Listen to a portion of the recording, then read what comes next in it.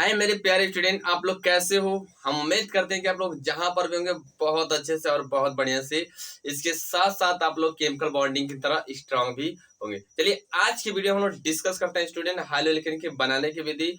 वह है phosphorus trichloride के द्वारा और फास्फोरस पेंटाक्लोराइड के द्वारा। ये बहुत इंपॉर्टेंट है आने वाले बोर्ड के एग्जाम के लिए। क्लियर। अब इसमें देखना है कि फास्फोरस ट्राइक्लोराइड के द्वारा और फास्फोरस पेंटाक्लोराइड के द्वारा हम लोग हाइड्रोलिकन कैसे प्राप्त करते हैं, इसके बारे में आज हम लोग डिस्कस करेंगे। और सबसे इंपॉर्टेंट है कि इसका रिएक्शन के साथ साथ हम लोग क्रिया विधि को भी देखेंगे और क्रिया विधि को भी डिस्कस करेंगे। बहुत इंपॉर्टेंट है। क्लियर। चलिए देखते हैं कैसे होता है। तो यहाँ पर लिखा गया है हाइड्रोएल्केन की बनाने की विधि किसके द्वारा, फास्फोरस पेंटाक्लोराइड के द्वारा और फास्फोरस ट्राइक्लोराइड के द्वारा। क्लियर हुआ।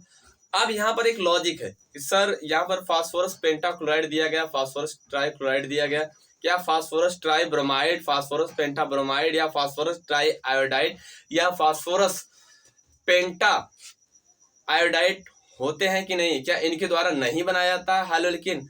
देखिए यहाँ पर स्टूडेंट होता क्या है कि फास्फोरस ब्रोमाइड यानी फास्फोरस ट्राई ब्रोमाइड, फास्फोरस पेंटा ब्रोमाइड। यहाँ पर लिख भी दे रहा हूं, एक बार ध्यान सुनो।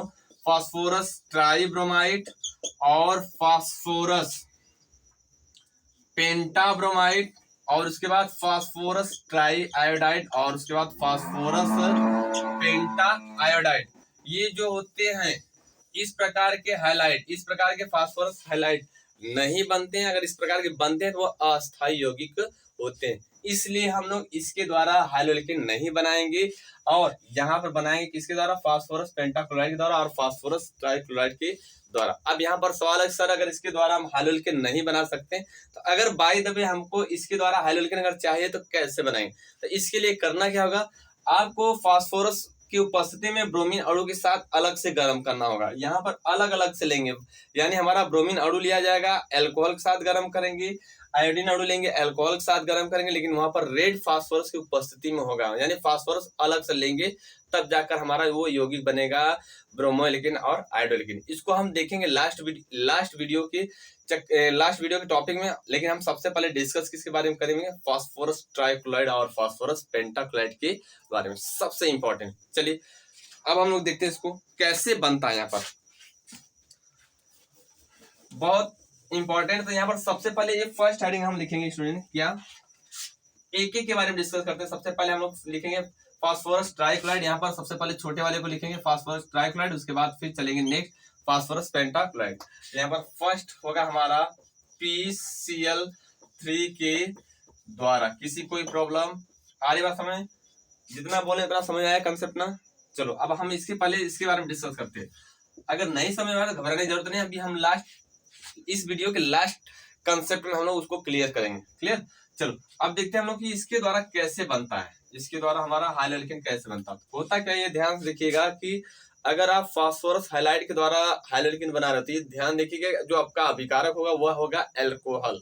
क्या होगा, एल्कोहल। यानी अगर आप फास्फोरस ट्राइक्लोराइड या फास्फोरस पेंटाक्लोराइड के द्वारा हाइड्रोलिकन बना रहे हो तो इसमें करना क्या होगा, इन फास्फोरस ट्राइक्लोराइड और फास्फोरस पेंटाक्लोराइड को अल्कोहल के साथ गर्म करेंगे तो हमारा आसानी से इजिली तरीका से बन जाएगा क्लोरोएल्केन। सेम कहानी ब्रोमो और आयोडो के लिए भी यही होगा, लेकिन फर्क क्या होगा कि ब्रोमीन और आयोडीन अणु अलग लेना होगा, रेड फास्फोरस अलग करके बनाना होगा। इसके जैसा कंबाइंड नहीं लेना होगा। ये ऐसा वो नहीं बनाते, वो अगर ऐसा बनाते तो अस्थायी यौगिक बनता है।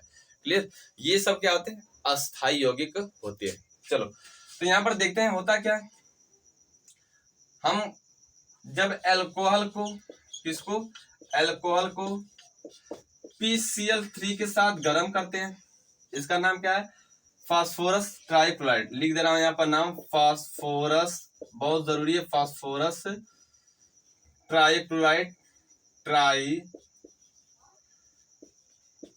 क्लोराइड। आगे बात समझ में। उसके बाद इसका नाम क्या है स्टूडेंट, अल्कोहल। एक का नाम लिख दे रहा हूं, बाकी आप लोग ऑटोमेटिकली अपने आप लिख लोगे। Clear, alcohol. अब उसके बाद बनेगा क्या, यहाँ पर CH3 बन जाएगा, CH2 बन जाएगा, Cl। अब फिर बन जाएगा H3PO3, इसका नाम होगा आर्थोफास्फोरस अम्ल, आर्थोफास्फोरस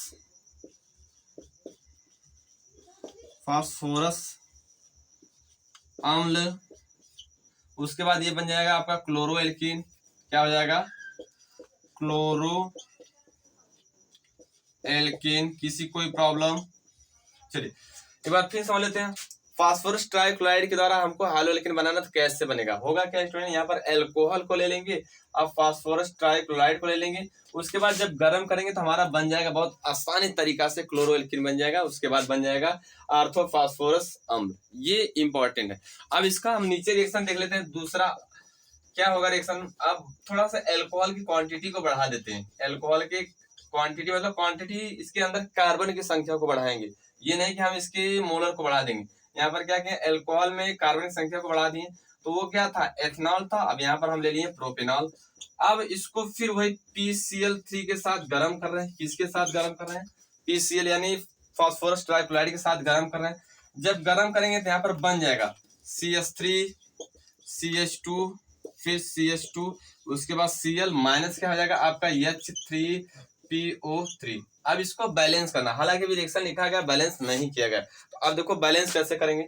सबसे इंपॉर्टेंट है कि आप देख लो, सिंपल सा लॉजिकली है, आपको रटने की जरूरत नहीं। अब ये ध्यान देना कि PCl3 में यहाँ पर 3 क्लोरीन, तो एल्कोहल भी कितना होना चाहिए 3। कितना होना चाहिए 3। क्यों 3 होना चाहिए? क्योंकि यहाँ पर जो आपका बाई प्रोडक्ट निकल रहा है इसमें क्लोरीन नहीं निकल रहा, तो इसका मतलब ये क्लोरीन जो हमारा होगा इसी के साथ जुड़ेगा, इस एल्किल के साथ। तो यहाँ पर क्या होगा 3 होगा, क्या हो जाएगा 3। क्लियर हुआ? आप देखते हैं हम लोग कैसे कि यहाँ पर हाइड्रोजन कितना है 3, यहाँ पर हाइड्रोजन कितना है 1।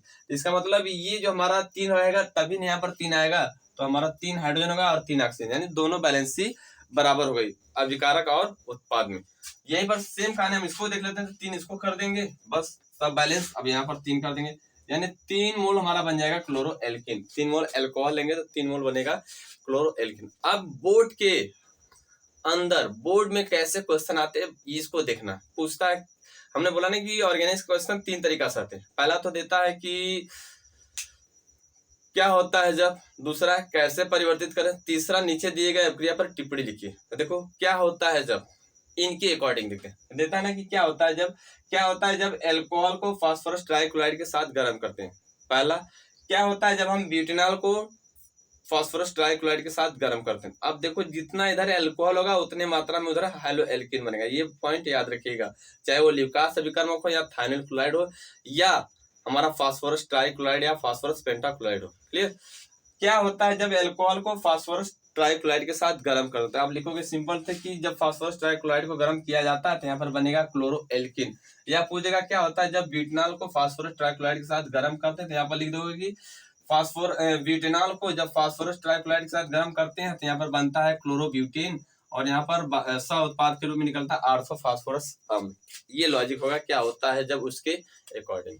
अब कैसे परिवर्तित करें इनके अकॉर्डिंग, देखो देता है कि ब्यूटेनॉल से क्लोरोब्यूटेन या ब्यूटेनॉल से और फास्फोरस ट्राइक्लोराइड के साथ या ब्यूटेनॉल और फास्फोरस क्लोराइड से कैसे हम क्लोरोब्यूटेन को प्राप्त करते हैं, या अल्कोहल और फास्फोरस ट्राइक्लोराइड के द्वारा कैसे हम ब्यूटेनॉल क्लोरोब्यूटेन को प्राप्त करते हैं। तो बस कुछ नहीं करना है, यहाँ पर ब्यूटेनॉल ले लिए, ब्यूटेनॉल में PCl5 के साथ गर्म करेंगे तो यहाँ पर क्लोरोब्यूटेन आसानी से प्राप्त हो जाएगा, और ये आपको रिएक्शन दिखाना होगा। क्लियर? चलो अब टिप्पणी की बात आ गई कि नीचे दिए गए अभिक्रिया पर टिप्पणी लिखे, तो देगा क्या, नीचे दे दिया गया अभिक्रिया, उसमें कुछ 2-3 रिएक्शन दे देगा, और उसमें एक रिएक्शन दे दिया सपोज दैट मान लीजिए PCl5 के द्वारा। तो अब लिखोगे कि नहीं PCl5 के द्वारा, तो क्या लिखोगे जब एल्कोहल को PCl5 के द्वारा, ये मतलब वहां पर दिया रहेगा एल्कोहल प्लस PCl5, तो आप क्या करोगे, लिखोगे कि जब एल्कोहल और PCl5 को या PCl3 को गर्म करते हैं तो हमारा बनता है क्लोरोएल्कीन। ये टिप्पणी होगा। अब उसके बाद थोड़ा सा मैकेनिज्म दिखा दोगे तो और इंपॉर्टेंट हो जाएगा और क्रेज आपका बढ़ जाएगा, एग्जामिनर बहुत अति प्रसन्न हो जाएगा। क्लियर? तो सबसे पहले ये जो लॉजिक बताया ये रिएक्शन, इसको फटाफट स्क्रीनशॉट लो, उसके बाद इसके मैकेनिज्म पर चलते हैं कि बना कैसे। चलिए एक और अच्छा रिएक्शन देख लेते हैं हम लोग।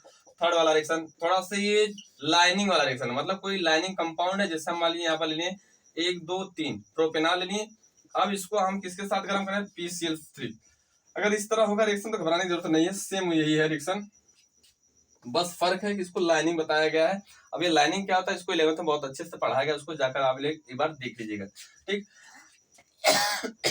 होगा क्या, सेम वही कहानी, Cl 3 मोल प्लस H3 PO3।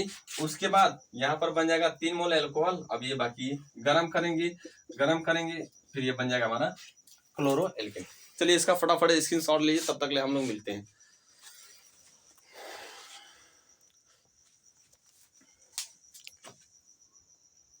हो गया, बहुत अच्छे, काफी समझदार दिख रहे हो। देखो ये ऑर्गेनिक केमिस्ट्री है, इसको जितना मन से पढ़ोगे इतनी आपके पास चली आएगी, दौड़ते दौड़ते आएगी। क्योंकि आप जानते हो ना कि इसी ये क्या होती है ना, आप जितना इसको शिद्दत से पढ़ते हो, जितना शिद्दत से पढ़ोगे ना, ये उतने ही आपके शिद्दत से आपके पास आएगी। ये इसका रूल है। चलिए चलो अब देखते हैं कि ये बना कैसे। इसके हम डिस्कस करते हैं मैकेनिज्म पर। किस पर डिस्कस करते हैं? मैकेनिज्म पर।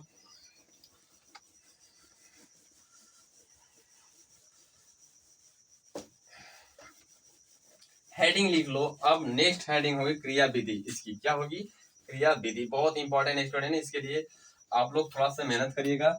बस कुछ करना नहीं, इसको एक बार 2 बार वीडियो हमारा देख लीजिएगा अच्छे से। हम उम्मीद करते हैं कि एक बार और 2 बार, खास करके 2 बार देख लोगे ना, तो ये रिएक्शन की हर एक पॉइंट आपको समझ में आएगी। ये मेरी पूरी गारंटी है। क्लियर?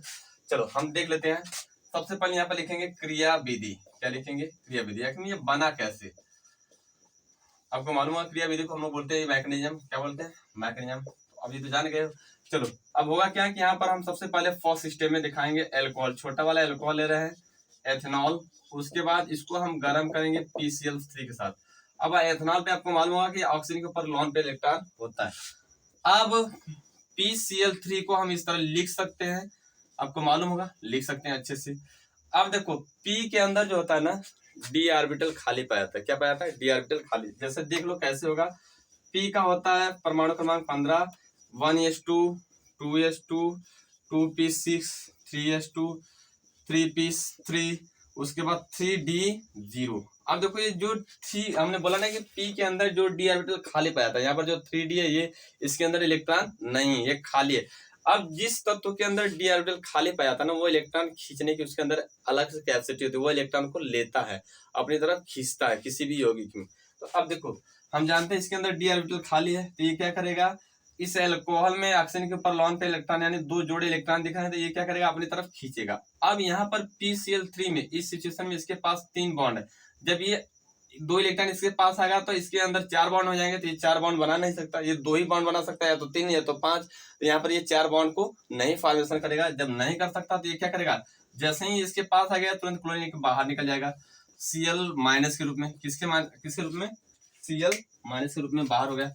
अब जब Cl- के रूप में बाहर हो गया तो बस करना क्या? इसको इस कंपाउंड को जोड़ दो, CH3, CH2, फिर O, उसके बाद H, एक मिनट, यहाँ पर H, उसके बाद ऑक्सीजन का प्लस, उसके बाद P हो जाएगा Cl, उसके बाद क्या हो जाएगा? एक Cl। इतनी बात समझे?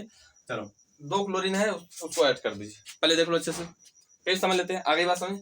हमने बोला ना कि एल्कोहल को PCl3 के साथ गर्म करेंगे तो P जो है, PCl3 में P जो होता है उसके अंदर एक डी ऑर्बिटल खाली पाया था।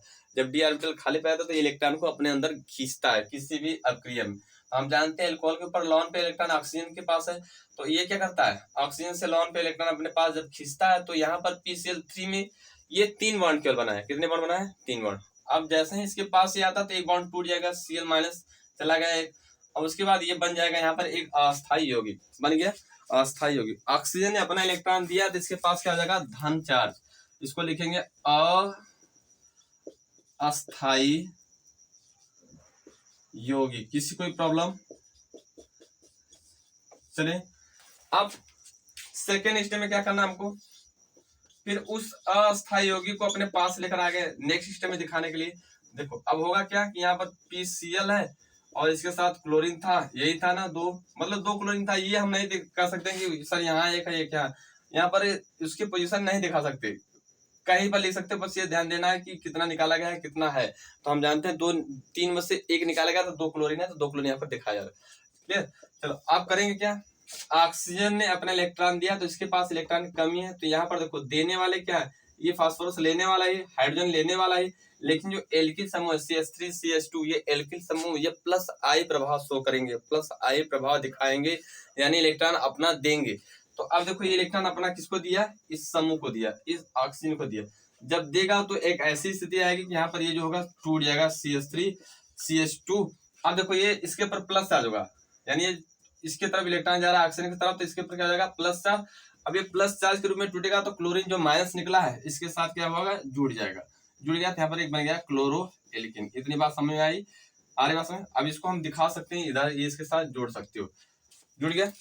अब बन गया क्लोरो एल्किन, तो यहाँ पर लिख दिया गया क्लोरो एल्किन। उसके बाद बनेगा क्या आपका, अब देखो ये बॉन्ड टूट गया तो बनेगा HO और PCl2। देखो O बन जाएगा H, उसके बाद P, फिर Cl, उसके बाद Cl। इतनी बात समझ आई सबको।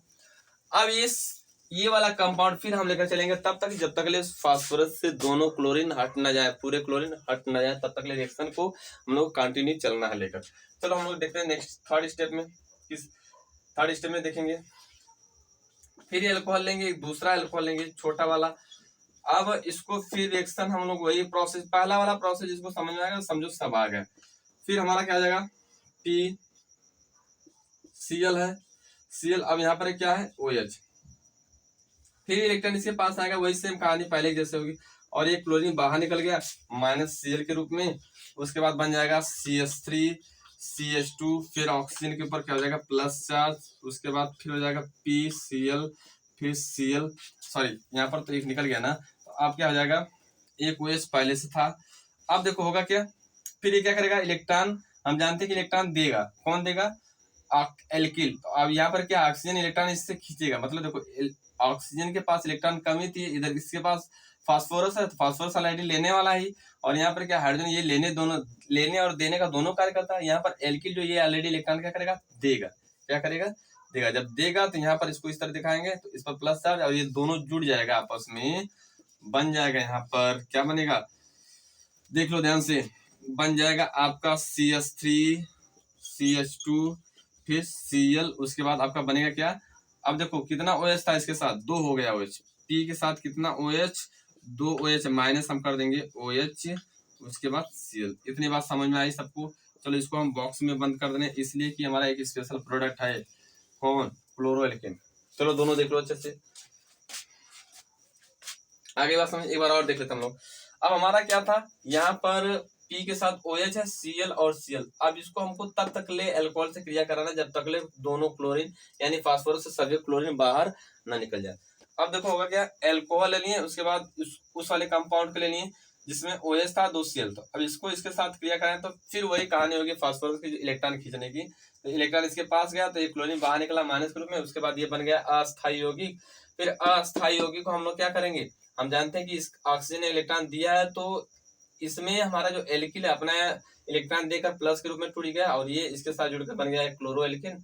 उसके बाद हमारा अब बन गया हमारा P के साथ 2 OH जुड़ गया, उसके बाद एक Cl बचा। क्या बचा, Cl। इतनी बात समझ। चलो इसको तब तक देख लो, ध्यान से देख लो। अब उसके बाद थर्ड स्टेप में हम लोग क्या करेंगे, थर्ड स्टेप ये बहुत इंपॉर्टेंट लास्ट स्टेप। फिर हम लेंगे एक एल्कोहल नेक्स्ट CH2। उसके बाद अब हम जानते हैं कि एल्कोहल के ऊपर लॉन पे इलेक्ट्रॉन है, क्या है, लॉन पे इलेक्ट्रॉन दिख रहा है ना। अब उसके बाद हम लोग फिर क्या करेंगे, फिर वही लेंगे, P के साथ कितने लोग जुड़े हैं, OH, इसमें 2 हैं फिलहाल, कितने OH हैं, 2। अब ये क्या करेगा, P के साथ 2 लोग जुड़े हैं तो यानी इसके पास 3 बॉन्ड बनाने की आवश्यकता है, तो ये फिर इलेक्ट्रॉन खींचेगा अपना, किसका, ऑक्सीजन का। जब खींचेगा तो यहाँ पर बन जाएगा एक अस्थायी यौगिक फिर बनेगा। देखो यहाँ पर अस्थायी यौगिक लिख सकते हो क्योंकि स्पेस कम हम नहीं लिख रहे हैं, बता रहा है, लेकिन इसको लिख लीजिएगा अपने नोट्स में, ठीक। अब उसके बाद हो जाएगा यहाँ पर H, फिर हो जाएगा यहाँ पर प्लस चार्ज, फिर वही कहानी चलेगी, हो जाएगा Cl, सॉरी Cl तो खत्म हो गया सब ना। अब ये बाहर निकलेगा क्योंकि ये जैसे ही इसके पास आ गया Cl बाहर हो गया माइनस के रूप में। अब यहाँ पर हो क्या जाएगा, क्या होगा सर, क्या होगा बोलिए जल्दी से, हो जाएगा OH, फिर यहाँ पर हो जाएगा OH। इसको थोड़ा सा हम अलग कर दें कैलोरी क्षेत्र से बाहर, ठीक है। अब ये हो गया तो बस कुछ नहीं, यहाँ से करोगे क्या आप, इसको आप बाहर निकालोगे, बस ये इसके साथ जुड़ गया, आपका बन जाएगा CH3 CH2 Cl, फिर प्लस क्या हो जाएगा P, देखो इस तरह लिख सकते हो S3, या सिंपल तो पहले बना दे रहा हूँ, देखो P हो गया OH, फिर OH, उसके बाद OH, जिसको आप लिख सकते हो OR करके, क्या लिख सकते हो, S3PO3 आर्थोफॉस्फोरस अम्ल। इसको भी बॉक्स में बंद कर दे रहा हूँ। चलो देख लो, ध्यान से देखिएगा। हमने बोला ना कि अब लास्ट वाले में क्या हमारा 2 OH वाला है, तो अब फिर अल्कोहल से क्रिया कराएंगे तो वही प्रक्रिया बार बार चलती रहेगी, ऑक्सीजन लेगा फास्फोरस। तो अब इलेक्ट्रॉन इसके पास गया तो यहाँ पर एक क्लोरीन बाहर निकल गया माइनस ग्रुप में, उसके बाद बन गया अस्थायी योगी, यहाँ पर अस्थायी योगी बन गया। अब अस्थायी हम जानते हैं कि एल्किन अपना इलेक्ट्रॉन देगा, जब देगा तो एल्किन के ऊपर क्या हो जाएगा, प्लस चार्ज, यानी कार्बन के ऊपर प्लस चार्ज होगा, तो ये इसके साथ जुड़ गया, बन गया यहाँ पर क्लोरोलिकिन, उसके बाद ये सब जुड़कर बन गया ऑर्थोफॉस्फोरस अम्ल। यही है PCl5 रिएक्शन का क्रियाविधि। क्लियर, आगे बात समझ में आया? समझ में?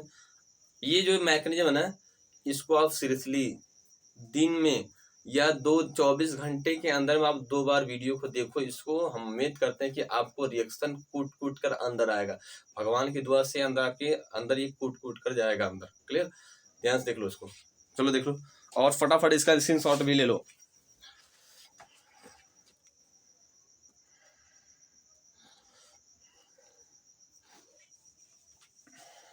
चलो आगे बात समझ में। अब हम लोग चलते हैं नेक्स्ट, फास्फोरस पेंटाक्लोराइड। तो वो बहुत आसान है, हालांकि दिखने में बहुत बड़ा लग रहा है, लेकिन इससे आसान हुआ है फास्फोरस पेंटाक्लोराइड के द्वारा। चलिए इसको सबसे पहले इरेज कर दे रहे हैं हम।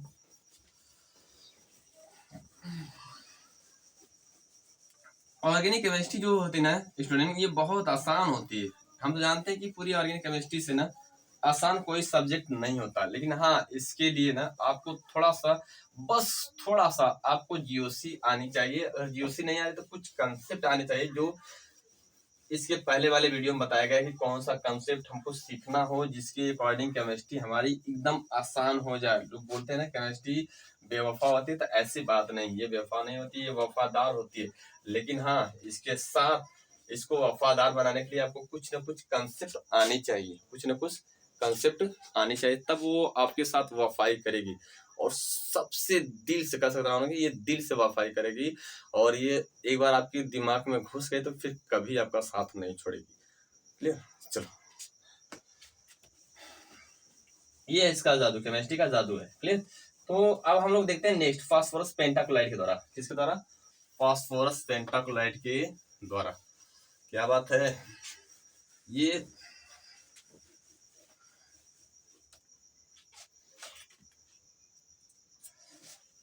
अब हम लोग चलेंगे नेक्स्ट होगा फास्फोरस पेंटाक्लोराइड के द्वारा। इतनी बात समझ में नहीं, जितना रिएक्शन पढ़े हम लोग वो समझ में आया।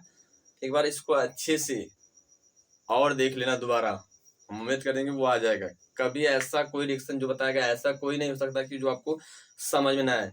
एकदम अच्छे से 2 बार 3 बार बैठकर अच्छे से देख लो, आ जाएगा। चलो अब हम लोग चलते हैं ना PCl5 के द्वारा। किसके द्वारा? PCl5 के द्वारा कैसे बनाया जाएगा हेलो एल्कीन। क्या बात है, बहुत जादू, ये सब रिएक्शन एक जादू है ऑर्गेनिक केमिस्ट्री के। ठीक है, एकदम धुआं से रिएक्शन है। चलो देखते हैं हम लोग क्या होता है। होगा क्या कि इसमें हम लोग एल्कोहल को, किसको? एल्कोहल को लिख दे रहा हूं यहाँ पर। जब एल्कोहल को किसको, जब एल्कोहल को PCl5 साथ गर्म करते हैं तो हमारा बहुत आसान तरीका से बन जाता है हेलो एल्कीन और बन जाता है HCl। उसके बाद फिर हमारा एक और बाई प्रोडक्ट निकलता है।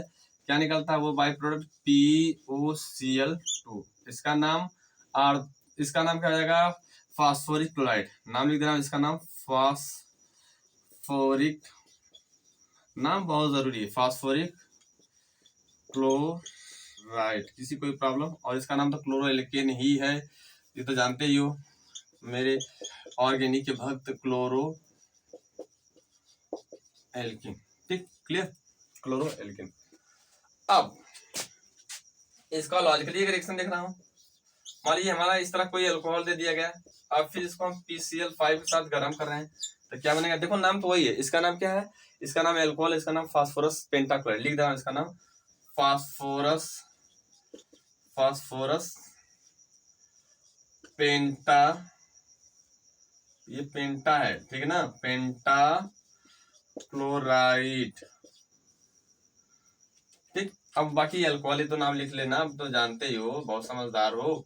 ठीक है, अब इतना तो नाम आ गया होगा लिखने, alcohol, phosphorus pentachloride, chloro alkene. अब बाकी HCl का नाम क्या होगा? Hydrochloric acid. ये तो नॉर्मली जानते हो, आप 9 से पढ़ते चले आ रहे हो, जानते हो, उसमें ज्यादा समझाने की जरूरत नहीं। अब हम करेंगे क्या, सेकंड रिएक्शन दिखाया गया ना कि जब हम एल्कोहल को PCl5 साथ गर्म करते हैं तो क्या बनता है? यहाँ पर बन जाएगा इस तरह हेलो एल्कीन बन जाएगा HCl, उसके बाद बन जाएगा फिर क्या वही POCl2 यानी आर्थोफॉस्फोरिक क्लोराइड। आर्थोफॉस्फोरस आर्थो नहीं बोलेंगे, फास्फोरिक क्लोराइड बनेंगे। क्या बोलेंगे? Phosphoric chloride. ठीक है, याद रखिएगा। तो ये बनेगा इस तरह की कंपाउंड। अब इसमें भी वही लॉजिक आते हैं जिस तरह हम बोले ना कि कब क्यों कैसे, सॉरी जब बोले ना कि क्या होता है जब कैसे परिवर्तित करते हैं, नीचे दिए गए पेपर पर टिप्पणी लिखिए। इसमें भी लॉजिक आता है क्या होता है जब, क्या होता है जब हम अल्कोहल को फास्फोरस पेंटाक्लोराइड के साथ गर्म करते हैं। तो आप कहोगे कि जब अल्कोहल को फास्फोरस पेंटाक्लोराइड के साथ गर्म किया जाता है तो बनता है हमारा क्या? क्लोरोएल्कीन, और उसका उत्पाद बनता है HCl और फास्फोरिक क्लोराइड बनता है। ये लिखोगे। उसके बाद कैसे परिवर्तित करें अल्कोहल और फास्फोरस पेंटाक्लोराइड के द्वारा क्लोरोएल्कीन, तो लिखोगे कि जब हम अल्कोहल और फास्फोरस पेंटाक्लोराइड के साथ गर्म करते हैं तो क्लोरोएल्कीन बनता है, और उसका उत्पाद क्या बनता है हमारा? HCl, और उसका उत्पाद बनता है हमारा POCl2। क्लियर? यही है लॉजिक। टिप्पणी वाले पर क्या होता है? दे देगा नीचे कि अल्कोहल और PCl5 पर टिप्पणी लिखिए। तो अब लिखोगे कि अल्कोहल और PCl5 को जो आपस में गर्म करते हैं तो बनता है क्लोरोएल्कीन। वही लॉजिक जो हम बोले, तीनों का आंसर एक ही होगा। क्लियर? क्लोरोएल्कीन का उत्पाद HCl और POCl2 बनता है। ये है तीनों की रिएक्शन। अब इसका देख लेते हैं मैकेनिज्म कैसे होता है इसका भी। चलो तब तक इसका फटाफट स्क्रीनशॉट ले लो।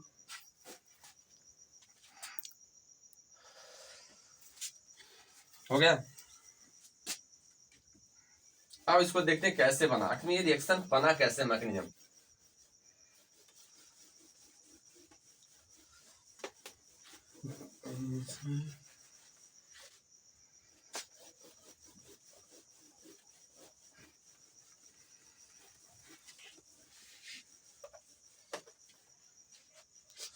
एक मिनट थोड़ा सा रुक जाओ।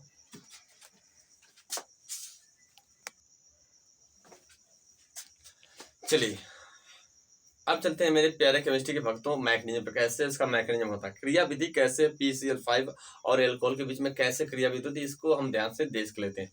चलिए ध्यान देखिएगा, यहाँ पर हेडिंग लिखेंगे क्रिया विधि। क्या लिखेंगे? क्रिया विधि। बहुत ही इंपॉर्टेंट है क्रिया विधि। अब इसमें करना क्या है स्टूडेंट, सबसे पहले क्या करोगे, आप ले लोगे एल्कोहल। ध्यान से देखिएगा, बहुत ही इंपॉर्टेंट है, इसको लॉजिकली समझना है। अब एल्कोहल ले लिए, उसके बाद फिर किसको ले लिए? PCl5। जैसे हम 3 वाले को लिखते थे ना इस तरह, अब PCl5 का संरचना सूत्र इस तरह लिखा जा सकता है। याद रखिएगा PCl5 को हम इस तरह लिख सकते हैं। किसी कोई प्रॉब्लम है? आई बात समझ? PCl5 एक बार लिख दे रहा हूं इसको, PCl5 को हम इस तरह न लिखकर इस तरह लिख भी सकते हैं। आई बात समझ? अब ऑक्सीजन के ऊपर लॉन पे इलेक्ट्रॉन दिख ही रहा है साफ साफ। अब होगा क्या कि इस सिचुएशन में जो हमारा PCl5 है ना, ये क्या करेगा ना, ये क्या करेगा, इसके पास 5 बॉन्ड है। कितने बॉन्ड है? 5। अब इसकी भी वही कहानी हो गई इलेक्ट्रॉन खींचने, क्योंकि इसके अंदर भी डी ऑर्बिटल खाली पाया जा रहा, तो ये भी इलेक्ट्रॉन खींचेगा। अब जब इलेक्ट्रॉन खींचेगा अपने पास तो यहाँ पर 6 बॉन्ड बनने का प्रयास होगा, तो ये क्या करेगा, एक क्लोरीन निकल जाएगा। क्लोरीन कहेगा कि अब मैं तो चलता हूँ, क्योंकि मेरा यहाँ पर गुजारा नहीं हो सकता। अब यहाँ पर 2 लोग और मेहमान आ रहे हैं, तो जब 2 मेहमान और आ जाते हैं तो जो पुराने वाले होते हैं वो सोचते हैं कि हमारा अभी वहां पर कोई इज्जत नहीं, तो तुरंत अपने आप को धीरे से निकल लेते हैं। तो सेम वही कहानी है। ये 2 मेहमान जब इसके पास आते हैं ना, तो ये क्या करता है, क्लोरीन माइनस के रूप में निकल जाता है। अब जब निकल जाता है तो बनता है क्या, यहाँ पर देखो लॉजिकली बनता है CH3 CH2, अब ऑक्सीजन, उसके बाद H, फिर बन जाता है PCl Cl Cl, उसके बाद Cl ऑक्सीजन के ऊपर क्या आ जाएगा, +4। आई बात समझ? इसको लिखेंगे अस्थाई यौगिक। क्या लिखेंगे? अस्थाई यौगिक। किसी कोई प्रॉब्लम नहीं ना? अब देखो होगा क्या कि यहाँ पर सबसे मजे की बात है कि यहाँ पर जो ऑक्सीजन है ना, अब ये करेगा क्या कि यहाँ पर इससे इलेक्ट्रॉन नहीं लेगा ना इससे लेगा, ये लेगा किसको, ये हल्का तत्व, क्योंकि हम जानते हैं ना कि इसके दोनों तरफ भारी भारी तत्व, यहाँ पर हाइड्रोजन हल्का, तो ये क्या करेगा, इससे इलेक्ट्रॉन लेकर इसको बाहर निकाल देगा। जब बाहर निकालेगा, एक चीज और, ये इलेक्ट्रॉन निकालेगा कि ये भी देखो ध्यान से, ऑक्सीजन 2 ही बॉन्ड बनाता है। कितने बॉन्ड बनाता है? 2। अब यहाँ पर इन्होंने 3 बॉन्ड बनाए। अब इसको बहुत गुस्सा आएगा कि जबकि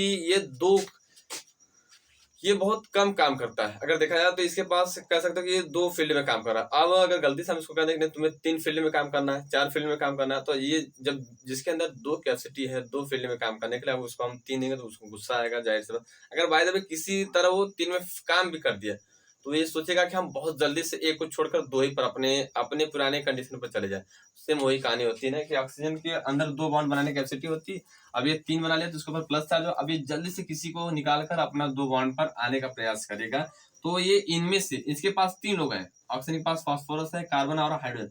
ये क्या करेगा, हाइड्रोजन को बाहर निकालेगा। जब हाइड्रोजन को बाहर निकालेगा तो ये H और Cl दोनों मिलकर बना लेंगे -H, Cl बाहर हो गए। अब बन क्या जाएगा आपका स्टेबल कंपाउंड एक बन जाएगा CH2, फिर ऑक्सीजन, उसके बाद PCl, फिर Cl, उसके बाद Cl, उसके बाद Cl। आप देख लेते हम लोग ना, होगा क्या यहाँ पर इसके साथ तो 4 बॉन्ड है, इसके साथ अब ये क्या करेगा, फिर फास्फोरस की वही कहानी चलेगी, ये फिर इलेक्ट्रॉन खींचेगा। जब खींचेगा तो देखो पहले इसको हम इसको अलग अलग स्टेप में दिखा दे रहे हैं यहाँ पर। अब सेकंड स्टेप में लिखेंगे, इसको अलग अलग दिखाएंगे तो और अच्छा लगेगा।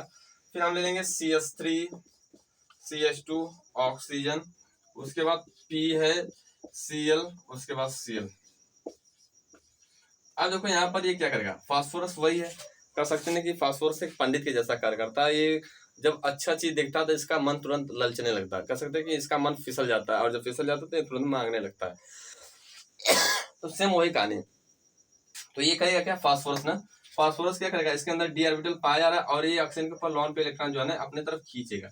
जब खींचेगा तो इसके ऊपर क्या हो जाएगा, ध्यान देखिएगा, इसके ऊपर क्या बन जाएगा, यहाँ पर बन जाएगा CH3, CH2, फिर ऑक्सीजन। अब ये डबल बॉन्ड हो गया, क्या हो जाएगा डबल बॉन्ड, उसके बाद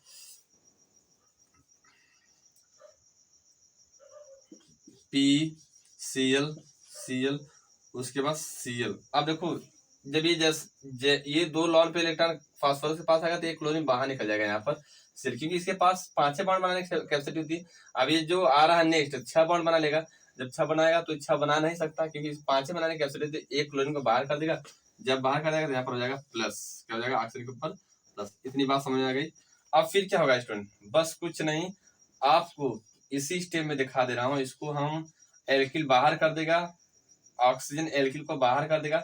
जब बाहर कर देगा तो इस पर प्लस होगा और ये दोनों आपस में जुड़कर बना लेंगे, क्या बना लेंगे, CH3, CH2, Cl प्लस बन जाएगा POCl2, क्या बन जाएगा Cl2। इसका नाम हो जाएगा आर्थोफास्फोरिक क्लोराइड, ये सॉरी फास्फोरिक क्लोराइड, क्या नाम हो जाएगा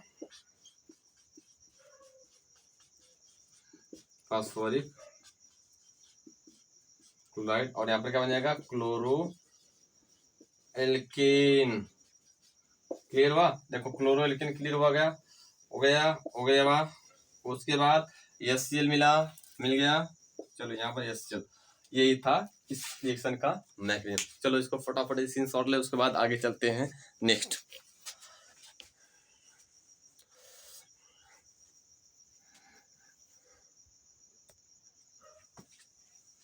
चलिए अब ये तो था हमारा फास्फोरस ट्राइक्लोराइड के द्वारा और फास्फोरस पेंटाक्लोराइड के द्वारा। अब हम लोग चलेंगे नेक्स्ट, देखते हैं कि हमको क्लोरोएल्कीन बनाना था फास्फोरस हाइलाइट के द्वारा, तो कैसे बनाया था हम लोग फास्फोरस ट्राइक्लोराइड के द्वारा और फास्फोरस पेंटाक्लोराइड द्वारा।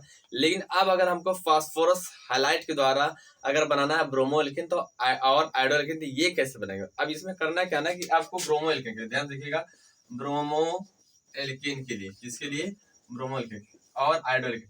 आप करोगे क्या कि यहाँ पर एल्कोहल को अलग ले लोगे, हालांकि अलग तो इसमें भी लिया गया था।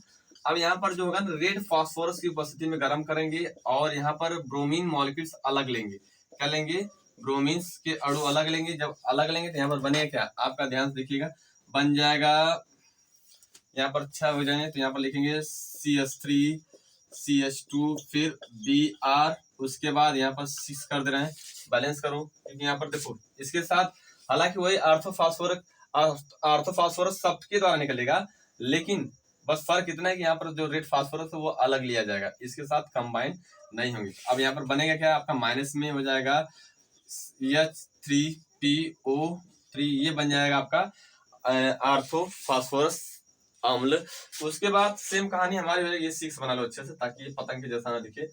अब नेक्स्ट अगर हमारा आयोडोएल्कीन के लिए क्या है, इसके लिए आयोडोएल्कीन, यहाँ पर आयोडोएल्कीन, हालांकि इसका मैकेनिज्म बहुत इंपॉर्टेंट नहीं है, जो मैकेनिज्म इंपॉर्टेंट था उसको बता दिया गया, आपको घबराने की जरूरत नहीं, बस नॉर्मली एक 2 रिएक्शन याद कर लेना, क्लियर।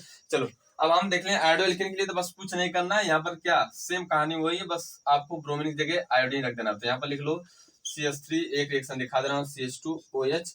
अब उसके बाद फिर रेड फास्फोरस अलग लेना है, उसके बाद क्या लेना है, आयोडीन मॉलिक्यूल्स अलग लेना है, गरम करेंगे तो हमारा बन जाएगा इसके द्वारा आयोडोएल्कीन, तो बनेगा CH3, CH2 आयोडीन। अब ये 6 मोल ये भी बनेगा क्योंकि 6 आयोडीन है तो 6 हो जाएगा। उसके बाद इसको बैलेंस करेंगे 6 माइनस क्या हो जाएगा H3PO3 ऑर्थोफॉस्फोरस अम्ल, ये बनेगा। ये था आपका आयोडीन के द्वारा और ब्रोमीन के द्वारा। अब यहाँ पर एक खास बात है कि सर ये दोनों, उसमें क्या था PCl के साथ था, उसमें PCl5 था, तो ये ऐसा इसके साथ इसके जैसा बन सकते कि नहीं? ऐसा ये नहीं बनेगा। अगर बनेंगे तो वह अस्थायी यौगिक होगा। वो क्या होगा? अस्थायी यौगिक होगा। अगर वो बनेगा तो क्षणिक समय के लिए बनेगा, वो स्टेबल नहीं होगा, तुरंत टूटकर दूसरे यौगिक में कन्वर्ट हो जाएगा। तो अब अगर हमको फास्फोरस ब्रोमाइड के द्वारा और फास्फोरस आयोडाइड के द्वारा अगर हमको आयोडो और ब्रोमो एल्कीन बनाना होगा तो करना क्या होगा? रेड फास्फोरस को अलग अलग लेकर क्रिया कराना होगा। ब्रोमीन के लिए अलग लेना होगा और आयोडीन के लिए अलग, जैसा कि रिएक्शन में दिखाया गया है। फिर ये था हमारा आज का सबसे धमाकेदार रिएक्शन। अब हम मिलते हैं नेक्स्ट वीडियो में, तब तक लिए बाय।